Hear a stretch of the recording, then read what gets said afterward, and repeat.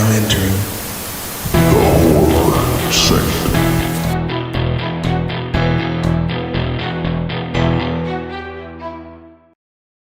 Hello and welcome back to the Horror Sanctum podcast. I'm Jay, and I am pleased to be joined today by actor, writer, producer, and multi-award-winning director, Mr. Ryan Kruger. Ryan, welcome to the Sanctum. Cool, man. Thank you so much for having me. Absolutely. I'm a huge fan of the original Street Trash. Definitely huge cult classic. You've been in the industry for a while.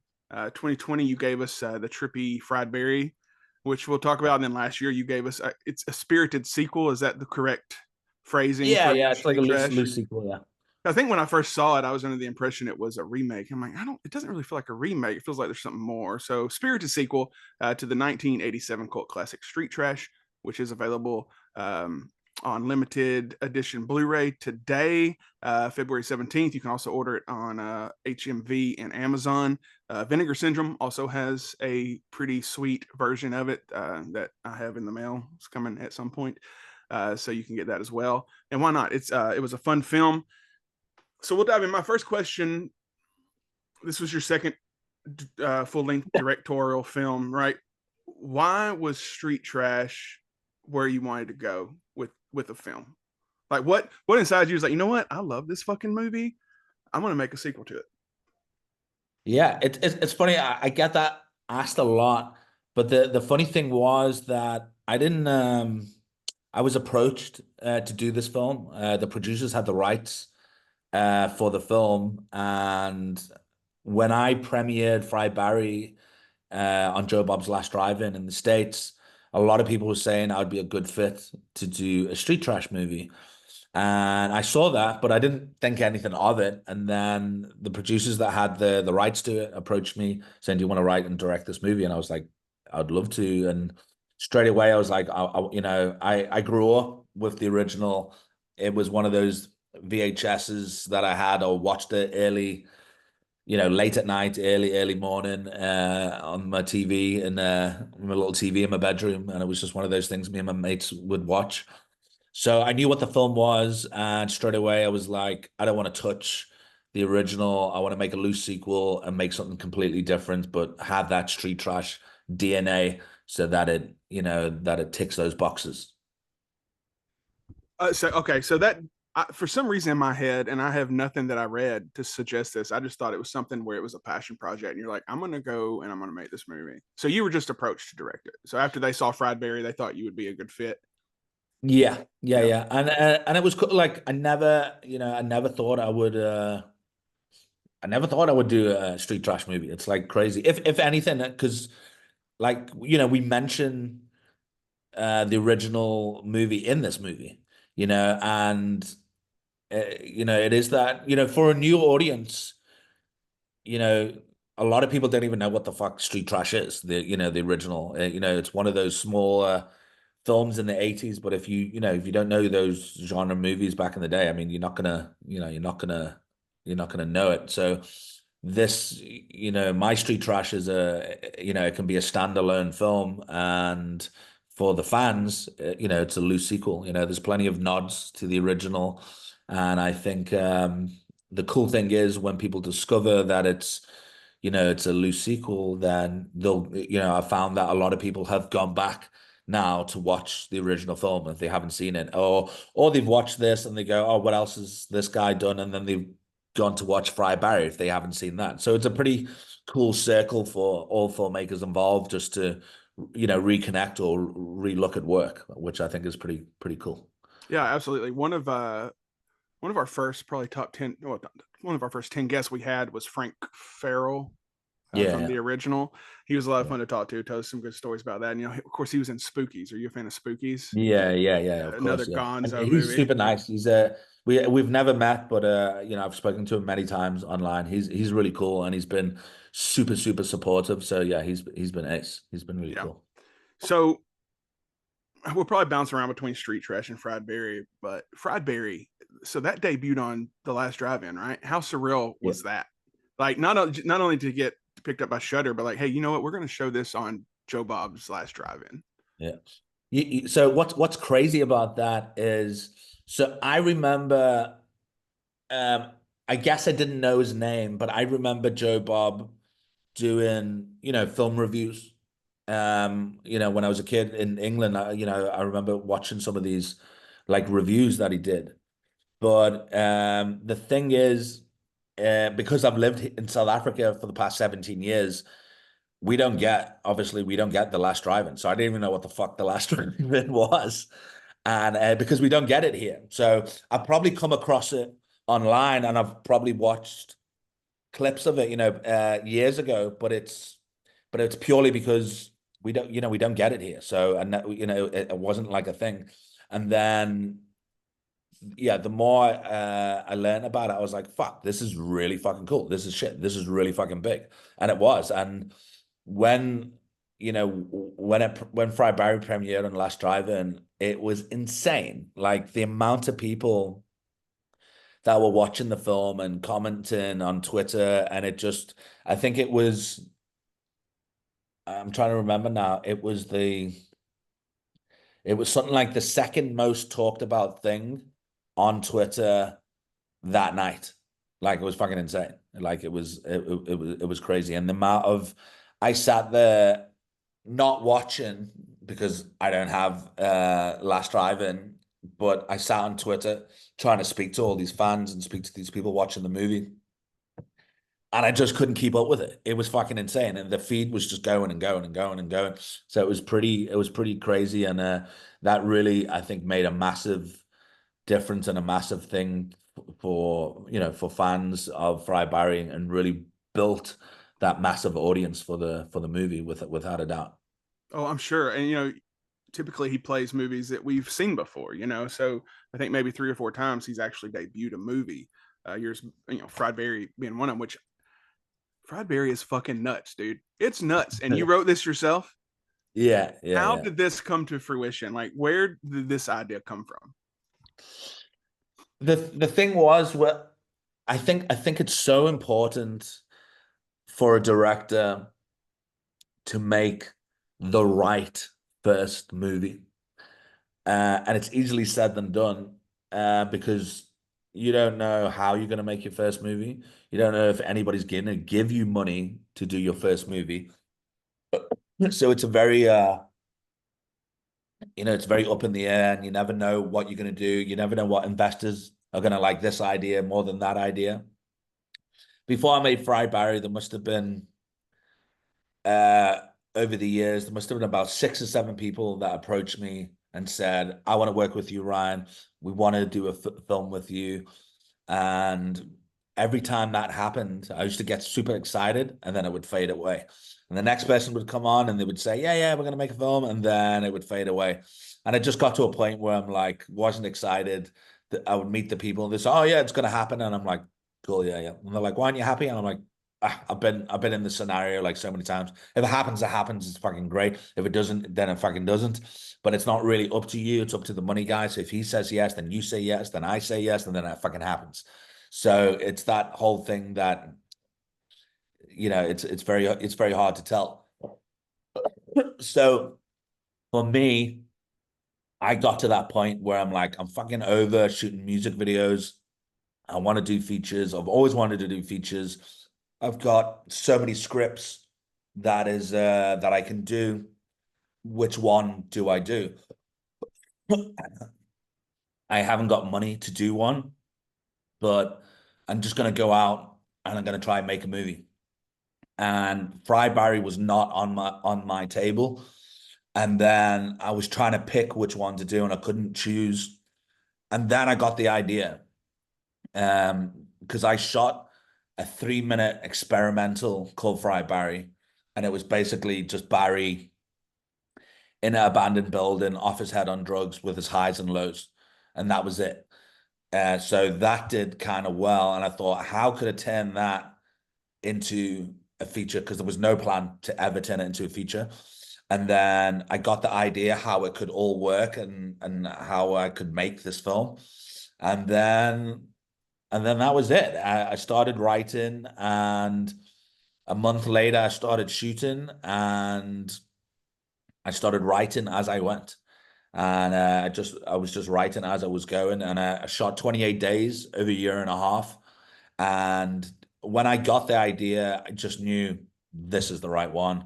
This is way different than all the other scripts that I had and all the other ideas I had. And I just, when you know, I just knew like, fuck, this is going to be a cool film. I haven't seen a film like this, and that's why it's going to be cool. And with that sounding very arrogant, and up my own ass, but I knew it would do well because I haven't seen a film like that before. And I just, I really just looked at when I was a kid with these type of 80s films and type of crazy films, this would be a film that I would fucking love. So that those kids that are growing up now, which is my age, would fucking love this film. And then they did, and it did fucking well. And not only that, I put fucking everything into it. It was like all bets in. I would say it was stupid in a way because I literally put all the money that I had into this thing, and that was a huge risk. And I just put all my money in, and I was like, it's gonna do well. It's gonna fucking work. I'm like 100% behind it, and it paid off. So I was very fucking lucky. But I believed in it like 120%. I just knew it was gonna be a fucking cool film. Yeah, and it certainly is, and that's the thing. You just got to bet on yourself sometimes, like high risk, high reward, you know. Yeah. And I would recommend anybody who hasn't seen it, when you watch it without Joe Bob first, because I honestly liked it better without Joe Bob cutting in between. He gives us so much information, and it's still fun to watch that. But this movie is just something you just need to sit down, take a gummy, smoke your smoke, whatever you want to do. Yeah. Watch this fucking Yeah. movie. It's insane. Just like Street Trash was. You know, I'm a product of the '80s. I'm 40. Yeah, I love exactly. the '80s. Like horror scene is my favorite decade for horror. Like Chopping Mall, Street Absolutely. Trash, like all those movies just impacted me to a different level. So that's why I appreciate Fried Berry, because it does come off like it is an '80s flick. Yeah, yeah. It's just brighter, shiner. Um, Yeah. has Gary Green become your muse? He has been for a while. I couldn't make Street Trash without putting Gary in it. You know what I mean? He was going to be in this movie no matter what. And there is another movie that I've been shooting, very different than Fry Barry or Street Trash. It's a very art house, black and white, gritty sort of movie, and also stars Gary as the lead. It's just something different. It's about an actor. It's about this weirdo who's Gary, and he's a bad actor, and he wants to be an actor, and then he just goes full method and loses it, and he starts fucking killing people. But it's yeah, it's just a cool. It was just a film in between my next film, but completely independent and something different. You know, just something very different than what I would normally make.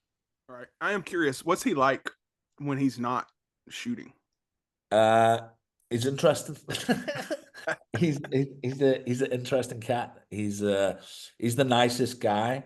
It takes a lot for me to get exactly what I want. He's not a trained actor, so I've got to jump through a lot of hoops to get what I want, and I've got the patience. I love Gary's look. He's got a very interesting look. I always say, like, you know, when somebody walks down the street and says, "Oh, that guy looks like this guy." Oh no, it's not that guy. Oh, it looks like him though, doesn't it? But with Gary, if somebody fucking sees Gary and go, "That's fucking Fried Barry," it's like it is fucking Fried Barry. He doesn't look like anybody else. It's like if you ever see fucking Gary anywhere, you'll be like, "Fuck, that's Fried Barry. That's definitely the guy." And I think with Gary's looks is that's his thing. You know, that's his secret power, I guess. You know, he's got this fucking great look that when you shoot him, he's always gonna look fucking cool. He's always gonna have this look. So I just gotta cast Gary right and you know work with him very closely to get exactly you know what I want. And he's great. He gives 120% every time, and he's willing to stick at it until we get it right. And I think what he says, maybe 20 words in Street Trash, no words in Fried Berry, and but he's so impactful in every scene he's in. Yeah. With Street Trash, he's not alone. He has Sokol, who we can see over your shoulder there. Tell me about Sokol and how he came to fruition in Street Trash. So, you know what? Originally, Sokol wasn't even in the first draft. So originally it was just, Gary, this drug acid head that, that's talking to himself and talking to things around him. And then I got this idea going, fuck, what if I bring in this little weird fucking alien little character, um, but only he can see him and nobody else. And I thought it was not only was a great idea, but it was a great support boat, bringing Sokol on board and me doing the voice, working very closely with Gary. So I thought that was cool, and it was just like a cool duo. It was a cool little team. So there were a lot of people that have watched Street Trash fucking love Sokol and 2-Bit. Hey man, and Hey. so yeah, I think it was a lot of fun and a lot of I didn't want. I tried my best at the start to keep Sokol completely out of the press and to keep, out of any press, because I thought any original fans would see fucking Sokol and be like, what the fuck is this? What the fuck is this thing doing in Street Trash? And it's only until you watch the film you go, okay, it fucking makes sense. And again, my Street Trash, it's a loose sequel. I wanted to do something completely different, but it still fits into that 80s world of when we were kids watching movies, having this puppet and this animatronic sort of thing. So it fitted pretty well. And the fact that we shot the movie on 35 as well, I think it worked, even more. Yeah, it works well, and it's also it brings a little comedy to it. I also think it kind of creates your own Kruger verse, right? Because Yeah. Fried Barry is he's possessed or taken over by an alien. So even if this little creature, it just kind of plays to your lore. It reminded me a lot of Chasing the Green Fairy. Like if you drink too much absinthe, like so he's done so much Okay. drugs, he sees this little thing. You voiced it. It was great. Which leads me to my next question. You use a ton of practical effects. I think it's exclusively practical, right? I assume that's kind of budget for budget. Yeah, it was reasons, all, yeah, it was, there is a very small amount of CGI in the movie, a very small amount, but yeah, it's all prosthetics, it's all in camera. Yeah, it's all blood and guts and real real goo that everybody who was ever getting melted. It was winter in South Africa, so it was very cold. They had lots of pipes of goo and blood dripping on their body that made them really cold, and they suffered a lot.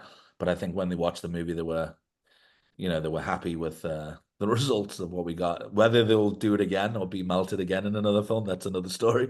But yeah, it was, we shot it in winter, so it was pretty fucking cold. we enjoy practical effects, but the issue with practical effects is sometimes they're not done well, but yours are done so well. Particularly Street Trash, with the bubbles and the exploding and the ooze and everything. My question there is, I read somewhere y'all are responsible for cleaning all that up. What was that? So, are you familiar with the band Guar? Yeah. Okay, so have you ever seen them live?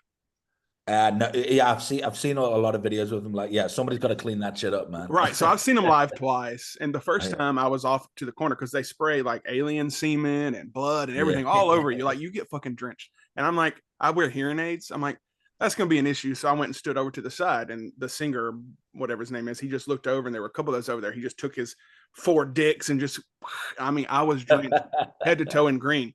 That was a small venue that was basically just a square, but I saw him again at a very intricate venue that had like an upstairs area that had like fencing that had poles. I'm like, I couldn't imagine what the cleanup for that show looked like. So how long did it take you guys to clean this shit up after you did the scenes?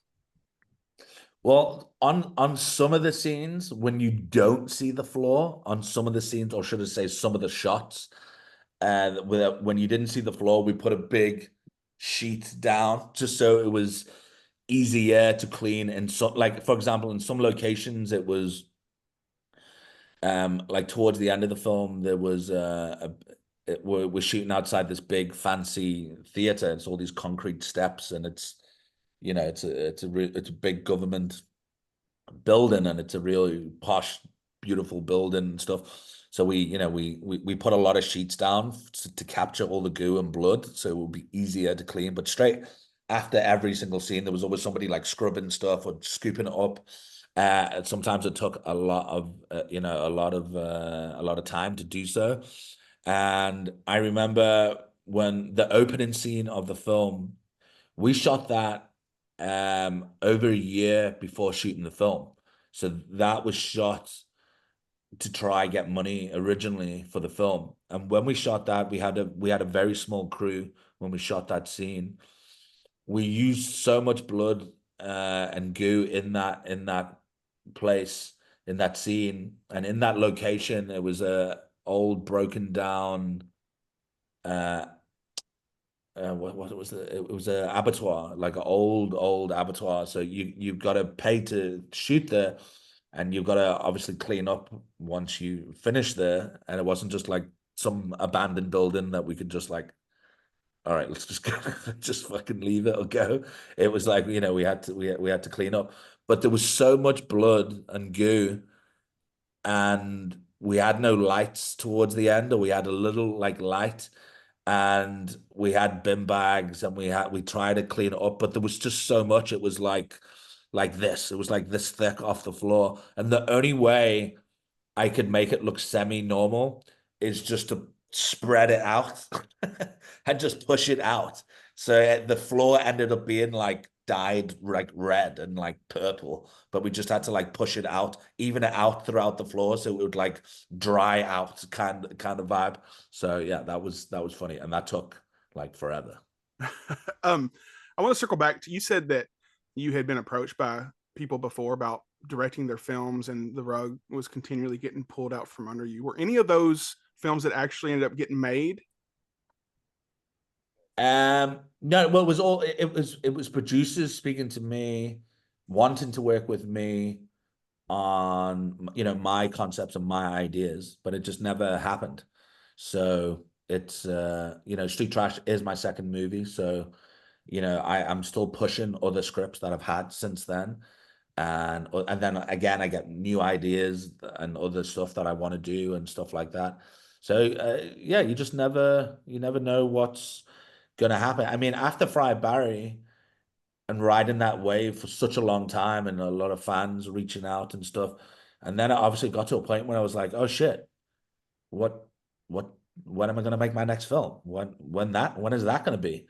And then eventually it came. And there was that time in between that I felt was like too long. And that's why after Street Trash, now, I made that little indie film now with Gary, just because I don't know when I was gonna do another film again so late. So, right now there's quite a few films that could possibly happen, but again, you don't know which one. You never know. Like, even when they approached me to do Street Trash, I didn't know it was gonna happen. I was like, oh cool, yeah, amazing. But you know, I believe, I believe that it was going to happen. I just didn't know when. But again, it's a fucking miracle that any fucking movie gets made. Like, it literally is a miracle that any movie gets made. I can't even believe that I made Fry Barry. I can't even believe that I've done my second film. Like, I can't believe it. It's like it still hasn't hit me. It's still very like it's fucking insane, and I can't believe, that I'm very close to with the 4 or 5 scripts, other scripts I've got, I'm quite close to making one of those. So yeah, you just got to keep at it. And I almost feel that I'll do a budget movie, and then I'll do an indie movie, and then I'll do a budget movie, and then I'll do an indie movie, because I think it's cool just to also just keep shooting and keep making cool stuff, and also maybe make stuff that that might not get funding and might not get made, but you want to make those movies still. So, why not? Well, I totally get that, man. I've been working for the last couple of years trying to get one of 2 or 3 things made, just working with different people, and then trying to Also, chase that money. surprise everybody, TJ's here. He was a Yeah, little late. I'm I didn't here. introduce you in the beginning, but TJ is here now. Sorry, I come straight Yes. from work. I had a whole thing. It's been a day, but I'm glad Uh, I got to make this, man. well, So we're glad that you made it. You made it. Yeah. So I'm curious, did any of the original producers of the original Street Trash approach you, or who? When did the talks of this being like? Because initially I heard it was a remake, and then it's kind of like a sequel. It's kind of like a reboot remake. Yeah. How did those talks progress? Yeah, it was originally it was the producers from Joe Bob's Last Drive-In. So they Oh, okay. approached me, and they wanted to they had the rights for it, and they asked me, do I want to do the film? And I was like 100%, but I wanted to make a loose sequel more than anything. The creator of the original Street Trash was on board as an executive producer, so it was great to have the blessing of the original guys. So yeah, that was awesome. And then before we knew it, we were, they approved the script, and made the film. And now it's like shit. And it's starting to come out. We had our world premiere at the New Beverly Tarantino Cinema, Oh, and very then cool. just recently now we had I played in the Prince Charles Cinema in London, which I've always wanted to do. So that was a bit of a bucket list, and so that's cool. And then in the next 2 weeks or so, we're going to be screening in Liverpool, which is my hometown, in the cinema that I used to go to growing up. So that's also like pretty fucking cool, you know. So are you not from South Africa? You just live in South Africa now? So yeah, my dad's South African, my mum's English, and uh I came here about 17 years ago to study, and my ex-girlfriend was here. And yeah, and it was just like back and forth before that. And every time I came here, I got work. So I just got more work than living in England. So when I lived in England, acting work and stuff, it was just so far apart. But every time I came here on holiday, I was shooting like music videos, getting acting work. So it got to a point where it kind of made sense that I should move here. And I had some friends go, why are you moving to South Africa? It's so fucking random moving to South Africa. And the cool thing about South Africa is a lot of the work, acting work it's like fucking all the acting work that I do, it's all for English and American like movies or TV series. So we service a lot of international movies here. So I mean, I worked with Neil Marshall on Doomsday, and that was, in fact, I don't even know, I think that was 2008, but that was, a majority of that film was shot here.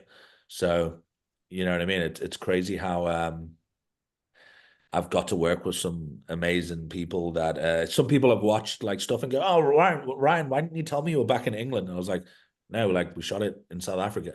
So that's happened a lot. And South Africa is also one of the biggest uh, countries in the world for commercials. A lot of commercials get shot here, where it's Dublin for France or Italy or America or England, and I guess it's just the tax rebate and I guess it's just cheaper to shoot here than being in England. Even with Street Trash, at one point at the very start, it was in talks that uh, they wanted to shoot it in New York, but again, I wanted to put my spin on it and do my thing, and I wanted to make it South African, and I wanted to shoot in Cape Town, even though I'd love to make a film in the States, but at the same time, when you making something here, obviously I can stretch the budget, I can do more, and if I have those lifelines of phone calls I need to make for anything, over there it would cost me a fortune, and over here I've got my Right. people.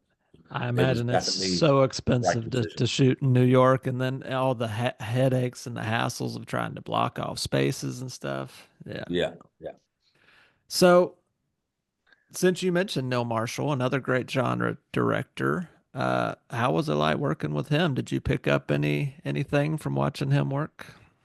Um, yeah, I wouldn't say I picked anything up from him. I mean, I was on set for a few days, but not in a rude or bad way. I was just like I was doing my job as an actor, and I was just doing my thing. And even back then, I was a fan of of dog soldiers and Dog the soldiers, Descent yeah. and shit like that. So I was like, fuck, this is gonna be fucking cool, and he's super nice. He's like a super nice guy, and he actually watched Street Trash as well and gave us like a little quote and everything. So he's awesome, man. He's a great director, and yeah, he's awesome. I would love to work with him again as an actor. I mean, back then I played a very fucking small role, but it would be cool to to do something with him as a proper actor and have like nice long dialogue scenes or something, Right, right. I still think The Descent's probably one of the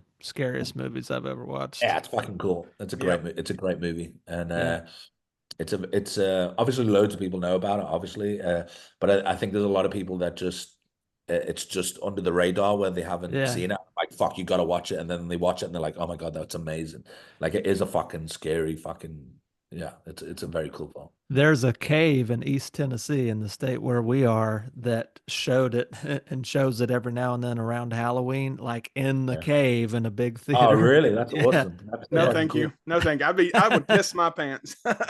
I probably would too. Does Neil know about that? Does Neil know about? He must I know about don't that. know. I know Yeah. Bruce Campbell's been out there before when they've Okay. shown some things. So Yeah. I don't know. I'm We should sure. get Yeah, him I'm out sure he there. does. He's probably been there. He's probably been there to present the movie. Maybe, maybe. Anyway, I just wanted to have you comment a little bit on, like, obviously the original Street Trash had a lot of like 80s political commentary as it related to kind of the states and New York specifically, the homeless problem they were having, kind of the disconnect between the homelessness situation and kind of the government response to it. Uh, Not knowing a whole lot about the political situation and kind of the modern times of the South African scene. Can you tell us a little bit about how, because there's obviously some similar social and political commentary in there. Can you speak at all to how you kind of used that but made it your own for the South African kind of situation? Yeah, I think again it just comes back to doing, something different than the original film, and again making it a loose sequel and just adapting like, all these different things. But it's looking at that dystopian future, whether it's like a movie like Brazil or something like that, But the whole like social commentary of the movie, it's basically, everywhere in the world right now homelessness is a fucking problem. I know it's crazy in America. I know it's crazy in South Africa. I know that it's crazy in England. And that's a fucking thing. That's a big fucking thing. And on top of that, I think after COVID, and the governments and, you know, I think we've all learned a lot over those years of COVID, where, you have to have this job, you have to have that job, you got to wear a mask, you have to stay at home. And it's like, it's fucking like people tend to forget about it now. It's like a distant memory, and they're just like, oh, well, like, we don't want to talk about it, we just forget about it. But when you think about it, it was fucking nuts. It was Yeah, it fucking was. crazy. And people forget how fucking crazy it was. And that's the thing. I think that's and that's why, I put it in where, the government is in complete control. And because governments are, I mean, you guys got a crazy government there, we've got a fucking crazy government here. So it's like it's really like unpredictable. And I would like to think, if a fucking COVID situation ever happened again, I would like to think that people would be strong enough to go, there's no fucking way we're staying it. There's no way that we're doing this again. You know what I mean? Because there's so many, it's who to believe. It was one of those. I mean, how many things have come out now, proper official things from those companies, for like Pfizer and all these companies, to say, yeah, it causes this now and it causes that, and it didn't help. And you look at that and you go, fucking hell, we were forced to do all that shit. So Right. it's pretty nuts. It's pretty crazy. I've got high blood pressure. I never had high blood pressure until after COVID, until after I had the jabs. And I wanted to travel, so I had to have a fucking jab, and I didn't want a jab. And I have high blood pressure now. And you know what? Most people don't check their blood pressure, because I mean, who the fuck does? Like, most people, they don't have the thing. But my dad, when he used to visit me, he has the blood pressure thing, and he'd be like, right, we're doing your blood pressure. I want to check, because I know you fucking smoke, and I want to check that that your blood pressure. And my blood pressure was always fucking 100% and always really good. But after COVID, I take blood pressure tablets now. So that's pretty fucking crazy. But Yeah, the only reason I got the jab myself is because my grandmother and my dad, he's had a stroke. That was the only reason. So they almost guilted us into that, no, and like I absolutely. have a friend who refused it, and he to this day, and true or not, you can get a cold and it could be just like COVID, right? But he has never had COVID. He's never gotten the jab. He was in the army. He's like, I'm not Yeah, doing it. And yeah, I've had some things myself in my life. I'm like, I wonder if it stemmed from that, and we don't know, and we probably never will know. Yeah. I worked the whole time. So I was considered an essential employee. I work at an orthopedic surgeon's office. So yeah.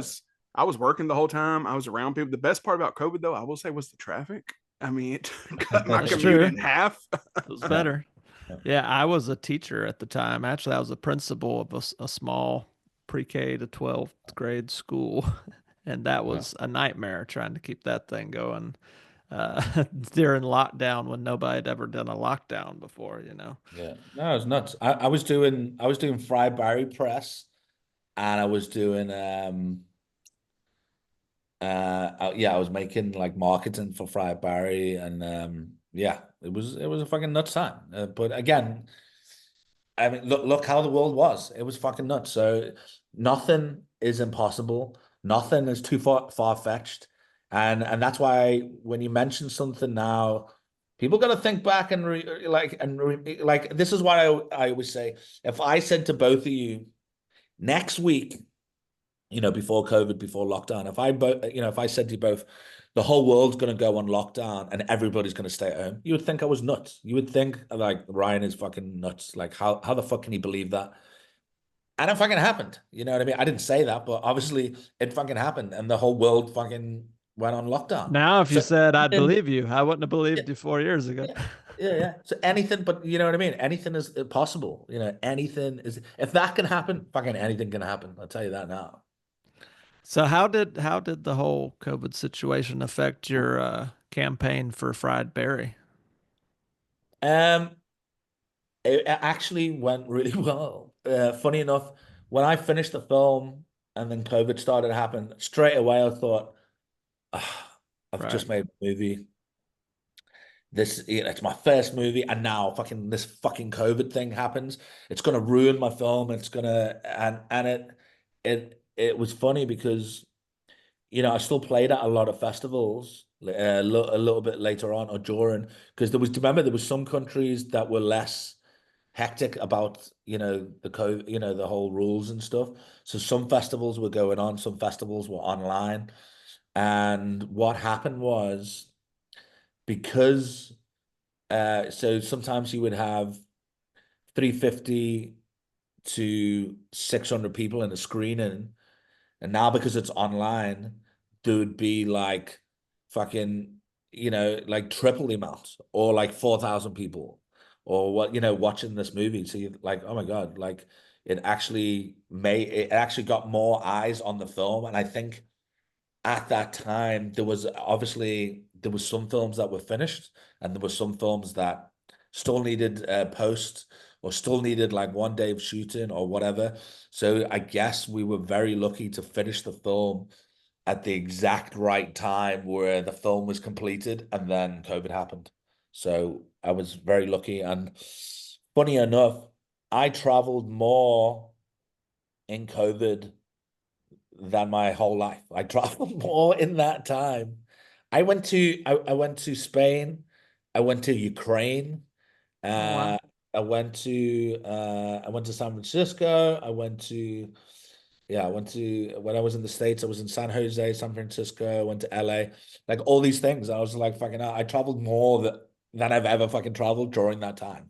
And in that time, and just after, when it was still like anything could happen again still, and stuff like that. So yeah, crazy, crazy time. So from your two films, you obviously have a lot of comedic chops, and also I'm just curious, what are some of the influences that have kind of given rise to that comedy that's definitely infused in your first two films? You know what? I always say it's personality and sense of humor. I guess like I think I've got a dark sense of humor. Um, I think most people that I'm around, like my friends and stuff, they get me and they think my sense of humor is funny and they've got like the same sense of humor as me anyway. And then you know, and then for example, there's my girlfriend. She just doesn't get my sense of humor at all. Like I'll be laughing my head off at something and she'll watch it and she's like, that's not funny. And I'm like, that's fucking amazing. So so it's yeah, I guess it's a lot of English humor and I guess it's a lot of South African humor and I think it's mixed and combined. It was very interesting watching street trash in America, and you guys laughed at. I would say majority of all the comedy you guys laughed at, and then when I screened out in England, it just hit all the marks as well because some of it can be like dry humor. It's like when the Office came out in America, it was that dry humor, and you guys didn't do a lot of dry humor. When The Office came in, it was from the English Office and all that. But comedy changes all the time. Like when you look at comedy in the 50s and 60s, and then in the 80s, and then to the 90s, and then wherever you're watching like American Pie or like Pineapple Express for like stoner comedy or whatever, it's like it's all comedy changes throughout the years. My biggest comedy my favorite was Jerry Lewis. I grew up watching Jerry Lewis movies, and I've always been a huge fan of Jerry Lewis, and I've like watched all his films like so many times, and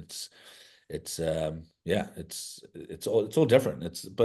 I guess comedy is like genres in a sense of you have to be in the right mood for certain types of comedy, So Right. yeah, What's your favorite Jerry Lewis movie? uh it'd probably be I don't know. There's loads. I like the delicate delinquent. I love the bellboy. Obviously, that's a classic. But there's loads. There's always time for Jerry Lewis. There's Right. always time for Jerry Lewis and Dean Martin. There's just so many cool, funny sketches. The Iran Boy or the Patsy. It's like fucking funny, fucking cool. But then again, with Jerry Lewis, it's one of those where you either love him or you hate him. You either get him or you Right. don't. And Right.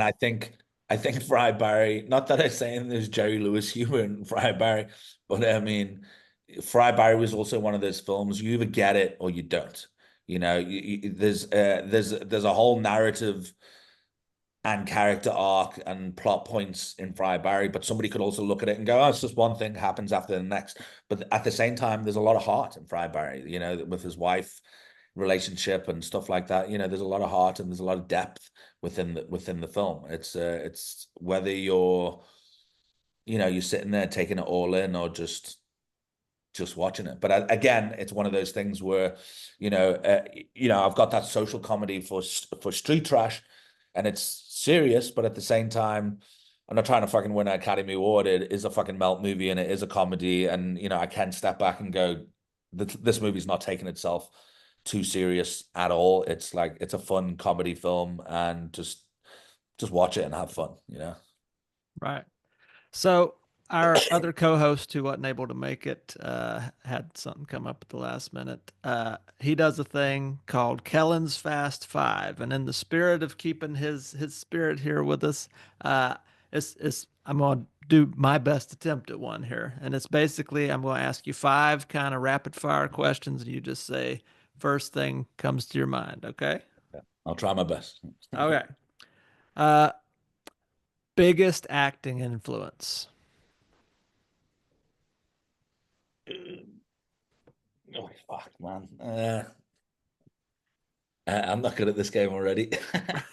Very few are.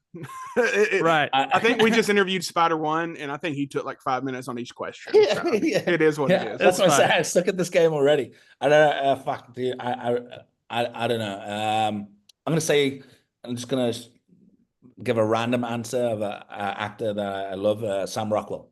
Oh, great character actor. Oh, so he's so good. I've shared his video when he comes on the talk shows at night, and he's like always dancing, or he comes in with the cane, and then he drives and just starts dancing. He's amazing. I just worked with him recently. Played a very small part. Had dialogue with him, so that was cool. It was very cool. Oh, that's awesome. Yeah. Favorite ice cream flavor? Strawberry. Ooh, I'm good at this game. Yeah, getting better. Don't call it a comeback. Don't call it a comeback. Favorite director, film director? I'm gonna say Cronenberg. David Cronenberg. Okay, nice. Yes. Spielberg, Cronenberg. Okay. Something with Berg, right? Yeah, one of the something Bergs. Favorite country you visited? I'm gonna say Ukraine. It's a very Really? beautiful. It's a very beautiful place. Not what I expected, and it's the reason why I'm giving that answer because when you're there, there's all these like fucking old school buildings, and I can just imagine like shooting stuff there, and everything looks fucking cool. Everything looks like really, really like old school and cool. So yeah. Yeah, I wonder how the war and everything's affected all that. Yeah. Yeah, it's pretty hectic. Okay. And favorite not street trash melt movie? Fuck, dude. Was that? What was that? Was it Body Melt? Body Melt. I Body was Melt. sitting here thinking I can only think of two off the top of my head: Body Melt, and then Revenge of the Radioactive Reporter, Yeah, which is super under the radar. There's spontaneous combustion, which isn't quite a melt movie. It's more of a blowing up movie. yeah. All right. Yeah.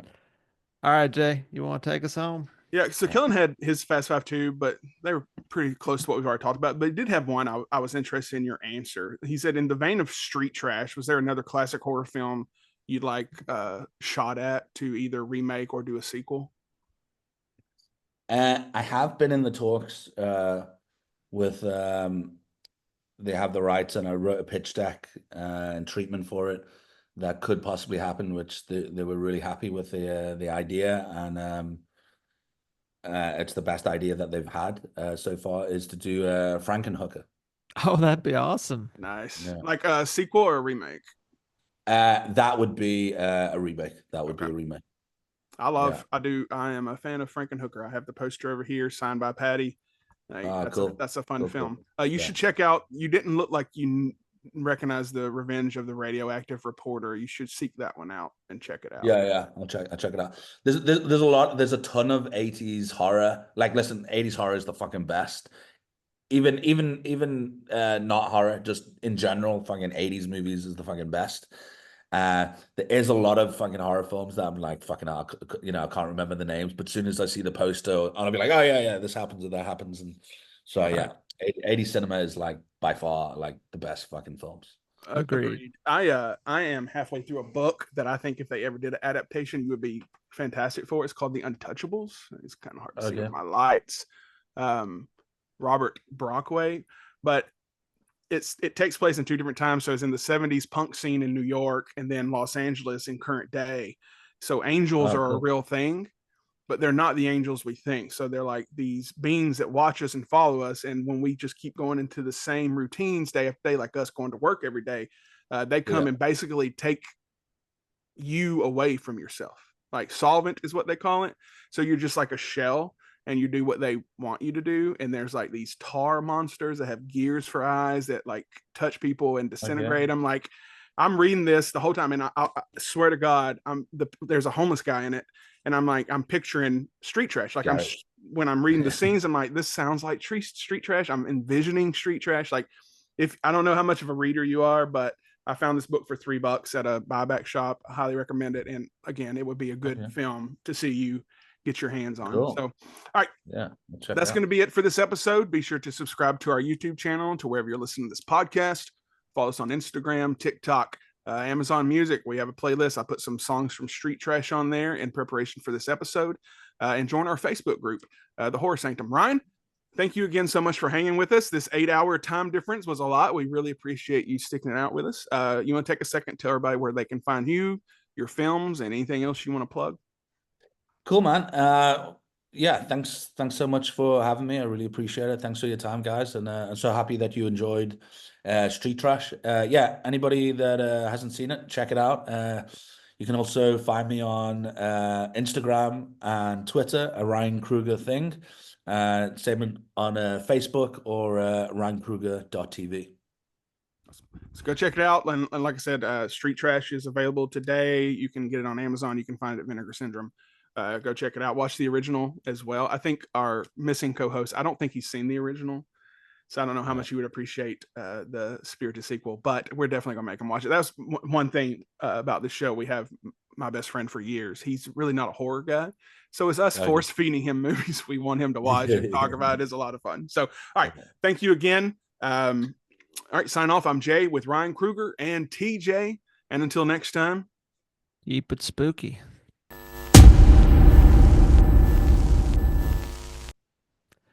Thank you so much. Thanks, man. Yeah. I really liked your addition. I forgot to mention this, but I really liked your addition of so much more like violence and action and your take on the Street Trash thing. Yeah, I just try to push it, push it a bit more, push it with the prosthetics. Yeah, just have that strong story and characters. And it's yeah, it's I've been lucky that a lot of the original fans have loved the movie. Originally, at first, they were like, "Oh, I don't want it to be a fucking remake. We don't need it," because they were a big fan. But I was also a big fan of the original film. And as soon as they found out that it was a sequel and it was in that same world, and they could see that I wasn't trying to copy the original, then they were like, "Okay, this is fucking cool." Yeah, I'm okay with sequels when it's something that can be done now and look better. Like even if you would call Street Trash a sequel, it still looks better, right? And the effects are there. Like they're remaking The Faculty. Fuck off. Don't remake The Faculty. That's a perfect movie to me. Jay loves The Faculty. I don't need you to remake The Faculty. But there are some films I'm like, yeah, if they remake it, I'm fine with it. Yeah. I mean, you see, if I do Frankenhooker, listen, Frankenhooker, the film is what it is, and it's one of those where it's just that time in the 80s that was cool. And, you'll appreciate the original more than somebody that's younger than you. You know what I mean? They're not going to get it like we get it because that's the same director of oh god, the thing where aliens talking out of the side of his neck. What's the name of that thing? I used to have the Blu-ray. Yeah, and it had the old horror host did the voice. You're not talking about not Basket Case, but Frank Henenlotter. Frank Henenlotter, yeah. Also, I'd love to see your take on Basket Case. Brain Damage. Yeah, that's what I'm thinking about. Yeah. I'd love to see your take on all the Frank Henenlotter catalog. Yeah, to be honest with you. Yeah, the Frankenhooker would just be the idea that I've got. It's like, it's just completely. It is very, again, it's very, very different and just pushing up the stakes. Kind of what I did with Street Trash. Just I'm pushing the violence up and I'm pushing the prosthetics up and just really like more of a fast paced film. If I got to make it, I don't even know if it's gonna happen. It's one of those. Well, fingers crossed. I'm here for it. Yeah, same. That'd be. We'll let you go. We know it's later over there. So again, we appreciate it. February 17th when we'll drop this. We're going to tag you. I do post every day, multiple stories, everything. So we're going to push for everybody to go buy Street Trash and hopefully Fried Berry too.